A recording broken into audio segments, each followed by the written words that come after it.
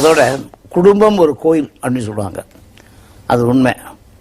குடும்பத்தில் என்னை பெற்ற அம்மா, என் கூட இந்த தாத்தா தாப்பனார் அப்பெல்லாம் இல்லைனாலும் கூட மனைவி அமைதல் நான் இறைவன் கொடுத்த வரேன்னு சொல்ல மாதிரி நல்ல மனைவி, மக்கள்கள் எல்லோரும் சந்தோஷமாக வாழ்கிறாங்க, எல்லோரும் உழைக்கிறாங்க, எல்லோரும் நல்லா இருக்காங்க. ஆனால் எப்போவுமே நம்ம குடும்பம் தான் நம்மளை காப்பாற்றுதுன்னு எங்கள் நம்பிக்கை வேணும். அவங்க நல்லா இருக்கணும்னு ஆண்டவரை வேண்டணும். நல்ல குடும்பம் பல்கலைக்கழகம் எங்களோட குடும்பம். திரும்பி பார்க்குறேங்கிற நிகழ்ச்சி ரொம்ப நல்ல விதமாக போயிட்டுருக்குது. இன்னும் பல ஆண்டு போனாலும் போயிட்டே இருக்கும் அது. ஆனால் இது உண்மையாக நான் தான் திரும்பி பார்க்குறேன். உங்களை திரும்பி பார்க்குறேன்னு நான் சொல்லலை. உங்களை திரும்பி பார்க்குறதுக்கு நான் பார்த்தாகணும். ஒவ்வொருத்தர் லைஃப்லையும் அவன் திரும்பி பார்த்து தான் இருக்கணும்.